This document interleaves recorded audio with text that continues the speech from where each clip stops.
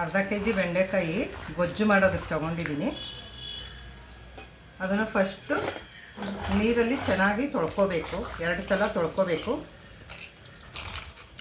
ಬೆಂಡೆಕಾಯಿ ಅರ್ಧ K G ಗೊಜ್ಜು ಮಾಡೋಕ್ಕೆ ತೊಗೊಂಡಿದ್ದೀನಿ.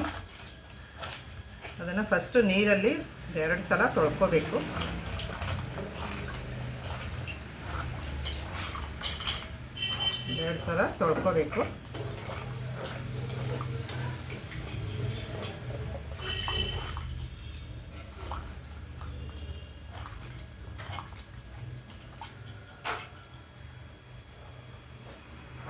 ಈಗ ಬೆಂಡೆಕಾಯಿ ತೊಳೆದಿದ್ದಾಗಿದೆ. ಬೆಂಡೆಕಾಯಿ ಅರ್ಧ ಕೆ ಜಿ ತೊಳೆದಿದ್ದೆ. ಈಗ ಅದನ್ನೆಲ್ಲ ಒರೆಸಿ ಹಚ್ಚುತ್ತಾ ಇದ್ದೀನಿ. ಹಚ್ಚಿ ಹುರ್ಕೋಬೇಕು. ಬೆಂಡೆಕಾಯಿನ ಯಾವಾಗಲೂ ತೊಳೆದಿದ್ದ ತಕ್ಷಣವೇ ಒರೆಸ್ಕೋಬೇಕು. ಒರೆಸ್ಕೊಂಡು ನಾವು ಹಚ್ಚಿ ಗೊಜ್ಜು ಮಾಡೋದ್ರಿಂದ ಗೊಜ್ಜು ಚೆನ್ನಾಗಾಗುತ್ತೆ. ಒರೆಸದೇ ಇದ್ದರೆ ಅದು ಗೊಜ್ಜು ಅಷ್ಟು ಚೆನ್ನಾಗಿ ಆಗೋದಿಲ್ಲ, ಎಲ್ಲ ಲೋಳೆ ಬರುತ್ತೆ. ಹಾಗಾಗಿ ನಾವು ಬೆಂಡೆಕಾಯಿನ ತೊಳೆದು ಚೆನ್ನಾಗಿ ಒರೆಸ್ಬೇಕು ಬಟ್ಟೆಯಿಂದ. ನಾನೆಲ್ಲ ಒರೆಸಿ ಇಟ್ಕೊಂಡಿದ್ದೀನಿ. ಈಗ ಒರೆಸಿದಾದ್ಮೇಲೆ ಎಲ್ಲ ಈ ಥರ ಪೀಸ್ ಮಾಡಿಕೊಂಡು ಎಲ್ಲ ಕಟ್ ಮಾಡಿ ಹುರ್ಕೋಬೇಕು. ಎಣ್ಣೆ ಹಾಕಿ ಚೆನ್ನಾಗಿ ಹುರ್ಕೋಬೇಕು, ಲೋಳೆ ಎಲ್ಲ ಹೋಗೋವರೆಗೂ.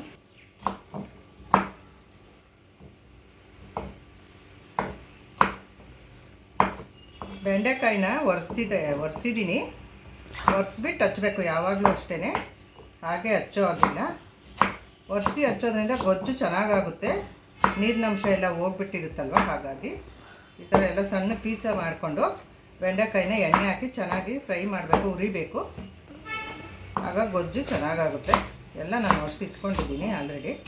ಅರ್ಧ ಕೆ ಜಿ ಬೆಂಡೆಕಾಯಿ ಗೊಜ್ಜು ಮಾಡ್ತಾಯಿದ್ದೀನಿ ಈಗ ನಾನು. ತೋರಿಸ್ತೀನಿ ಬಾ.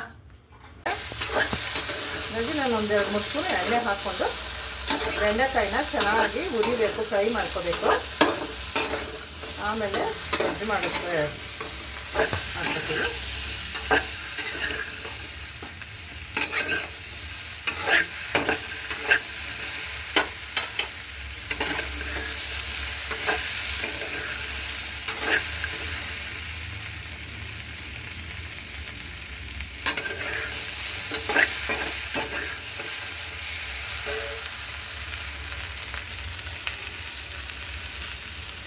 ತೆಂಗಿನಕಾಯಿ ಪೀಸ್ ಇದು. ತೆಂಗಿನಕಾಯಿ ಬೆಂಡೆಕಾಯಿ ಗೊಜ್ಜಿಗೆ ಹಾಕೋದಕ್ಕೆ. ಮತ್ತು ಈರುಳ್ಳಿ ಇದು 2 ಈರುಳ್ಳಿ ಸಣ್ಣದು, ಮತ್ತು ದೊಡ್ಡದು 1 ಟೊಮೆಟೊ.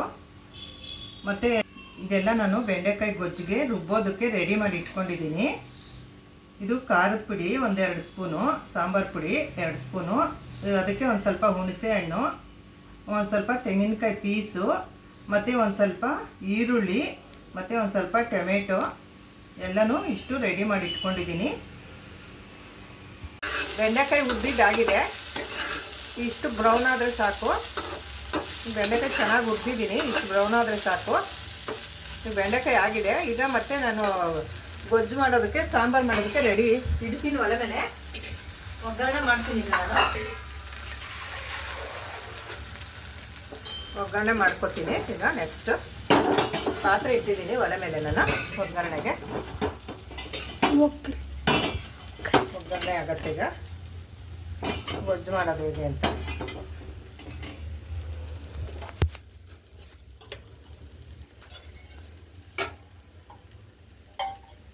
ಈಗ 1-2-3 ಸ್ಪೂನ್ ಎಣ್ಣೆ ಹಾಕಬೇಕು ಒಗ್ಗರಣೆಗೆ. ಚಿಟಪಟ ಅನ್ನತ್ತ.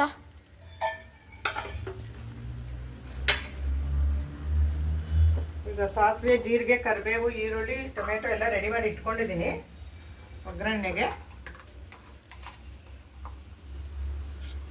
ಸಾಸಿವೆ ಹಾಕ್ತೆ ಮೊದಲಿಗೆ. ನೆಕ್ಸ್ಟ್ ಜೀರಿಗೆ ಒಂದು ಸ್ವಲ್ಪ ಹಾಕೋದು, ನಮ್ಗೆ ಎಷ್ಟು ಬೇಕು ಅಷ್ಟು.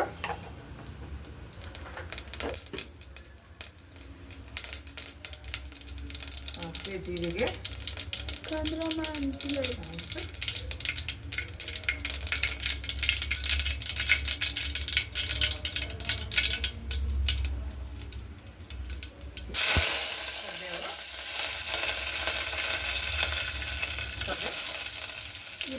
ಈರುಳ್ಳಿ ಹಾಕಿದೆ. ಆದಮೇಲೆ ಅದಕ್ಕೆ ನಾವು ಟೊಮೆಟೊ ಹಾಕ್ಕೋಬೇಕು.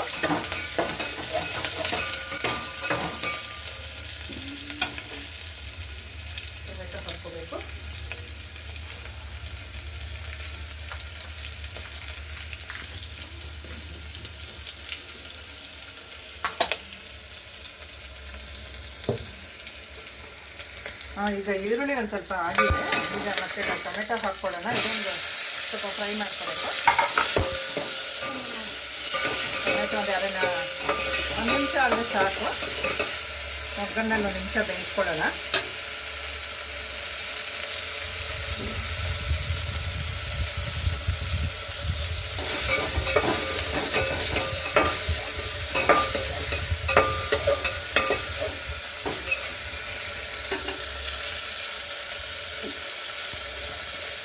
ಈಗ ಖಾರ ಆಗಲೇ ಎಲ್ಲ ತೋರಿಸಿದ್ನಲ್ಲ, ಆ ಮಸಾಲೆ ಎಲ್ಲ ಹಾಕ್ಕೊಂಡು ನಾನು ಖಾರನ ರುಬ್ಬಿಟ್ಟಿದ್ದೀನಿ. ಈಗ ಇದನ್ನು ಇದಕ್ಕೆ ಹಾಕ್ತಾ ಇದ್ದೀನಿ. ಗೊಜ್ಜಿಗೆ ಪಾತ್ರೆಗೆ ಟ್ರಾನ್ಸ್ಫರ್ ಮಾಡ್ಕೊಳ್ತಾ ಇದ್ದೀನಿ.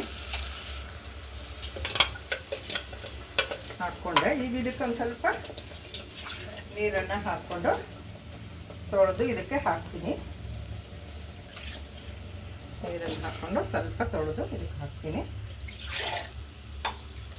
ಗೊಜ್ಜಿಗೆ ಹಾಕ್ತಾ ಇದ್ದೀನಿ. ಹಾಕ್ದೆ.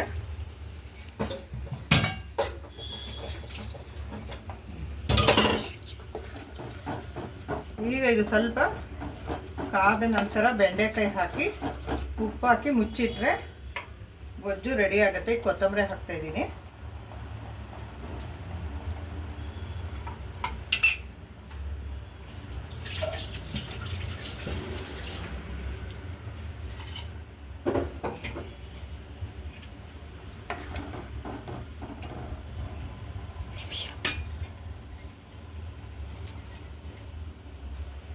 ಈಗ ಇದು ಒಂದು 3 ನಿಮಿಷ ಕುದ್ಮೇಲೆ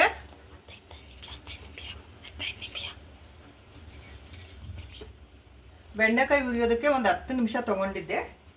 10 ನಿಮಿಷಕ್ಕೆಲ್ಲ ಈ ಥರ ಆಗುತ್ತೆ, ಚೆನ್ನಾಗಾಗುತ್ತೆ. 10 ನಿಮಿಷ ಹುರಿದ್ರೆ ಸಾಕು. ಎಣ್ಣೆ ಹಾಕ್ಕೊಂಡು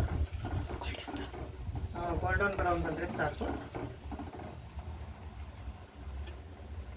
ಈಗ ಒಂದು 3 ನಿಮಿಷ ಖಾರ ಎಲ್ಲನೂ ಕುದ್ದಿದ್ದಾದಮೇಲೆ ಅದಕ್ಕೆ ಬೆಂಡೆಕಾಯಿ ಹಾಕ್ತೀನಿ. ಬೆಂಡೆಕಾಯಿ ಹಾಕಿ ಉಪ್ಪು ಹಾಕಿ ಒಂದು 5 ನಿಮಿಷ ಕಾಯಿಸಿದ್ರೆ ಆಗ ಬೆಂಡೆಕಾಯಿ ಗೊಜ್ಜು ರೆಡಿ ಆಗುತ್ತೆ.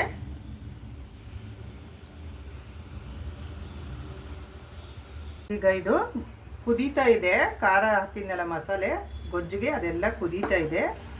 ಈಗ ನಾವು ಈ ಬೆಂಡೆಕಾಯಿಯನ್ನು ಹುರಿದಿಟ್ಕೊಂಡಿರೋಂಥ ಬೆಂಡೆಕಾಯಿನ ಇದಕ್ಕೆ ಹಾಕ್ಕೊಳ್ತಾ ಇದ್ದೀನಿ.